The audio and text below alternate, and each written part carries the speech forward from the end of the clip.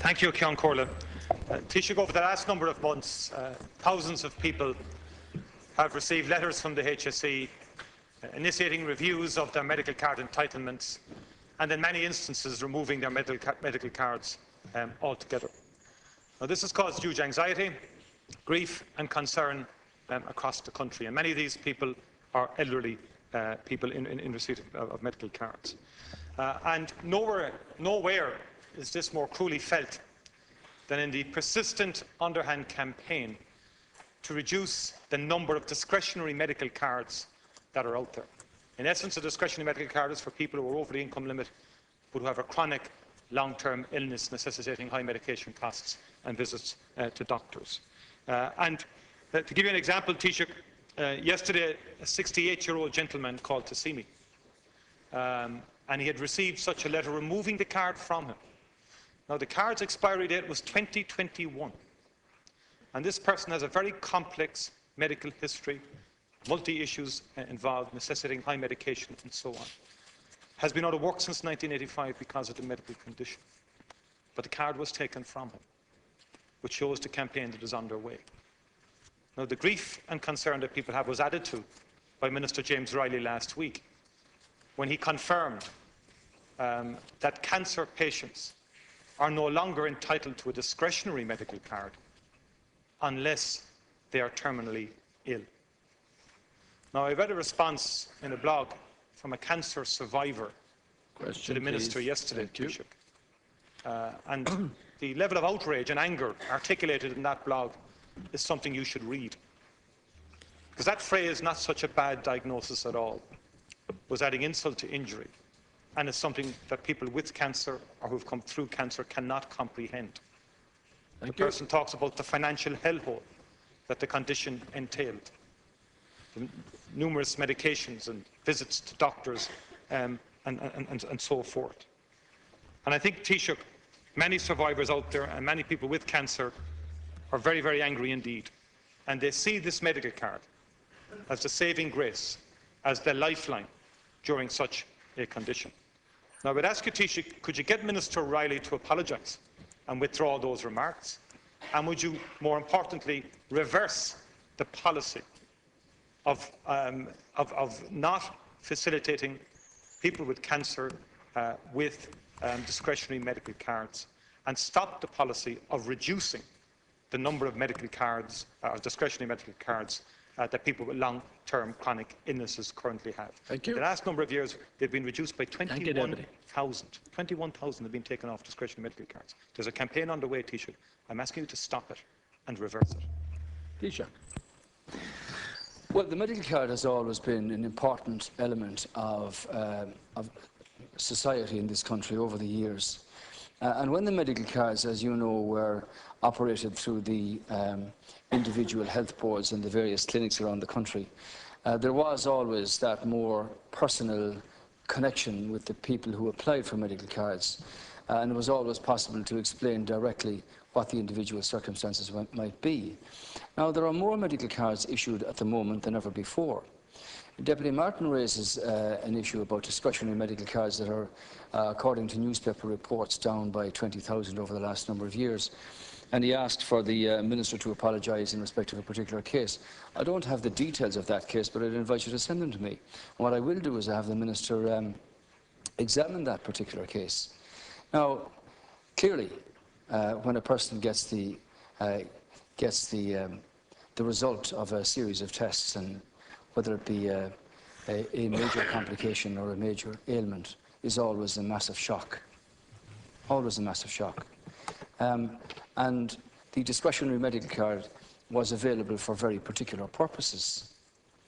As I say, Deputy Martin, I don't have the details of the case that you mentioned, but if the person was unemployed, as you say, since 1985, and has multi-issues that are involved here, maybe not just cancer, but other complications as well, and that the card issued to the person involved was issued until 2021 and has now been withdrawn, as you say. Clearly, there's a reason for somebody making that decision. We need to find that out. Because if this person, and I've no doubt that to doubt the veracity of the case that you bring up here, if that person is out of work because of medical complications since '85, has cancer, has other multiple issues that make their life, very challenging indeed, I don't see why a decision suddenly alters what was made in good faith, I assume, to say you are entitled to a medical card and it's yours until 2021 when we review it. Now, as you know, medical cards were always reviewed on an annual or a biannual basis. Sometimes people moved away, sometimes people passed on, sometimes people's ailment had cleared up or their complication was such that they might never require a medical card again.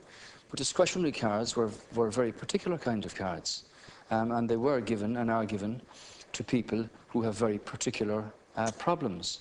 So I'll say this to the House here. Minister Riley is as much concerned about anybody else that people who deserve cards should have them. And I'm not suggesting that the person you mentioned shouldn't have the card, but we'll have that case investigated. I'd like to see the result of the inquiry myself. Thank you. Minister Riley, it's Minister Riley who said that cancer can range from a desperate diagnosis to not such a bad diagnosis at all. And he has confirmed that it is now government policy not to issue medical cards to cancer patients unless they are terminally ill. That's the point I made to you. And that's debate. And it is that statement that has caused such outrage and anger. And when I read the extracts from the blog that I referred to yesterday, that person says, I quote, "My not such a bad diagnosis at all brought me to my knees in ways you could only know if you yourself had been handed one. This medical card was the one saving grace in my life. It still is." And goes through the doctors, the pills, the antibiotics, and so on. Describes how it was such a financial hellhole. Now, this person wasn't terminally ill. This person has been 14 months clear so far of cancer since she's gone through all of that. But it's described as a financial disaster. Now, the Minister has said, and the HSE has said, that you will only now in future get a discretionary medical card if you are terminally ill with cancer. Any other cancer diagnosis no longer qualifies. Now, the discretionary medical card is available for people with cancer and other life-threatening illnesses, and also to people who didn't have cancer, who had long-term chronic illnesses. Reason being, the necessity to have frequent visits to doctors, plus dependence on significant amount of medication. Thank you. I've asked you, Taoiseach, will you reverse that particular policy in relation to cancer and discretionary medical cards? And will you stop the ongoing underhand campaign to reduce the number of discretionary medical cards out there, which was signalled in the budget, when the budget proposal said, when they raised income eligibility thresholds, we're going to take 20,000 cards out of the system this year. It was under the radar, buried in the detailed documentation of the budget. Thank you. People are now beginning to see it out there when the letters are coming in the door, taking the medical cards from them.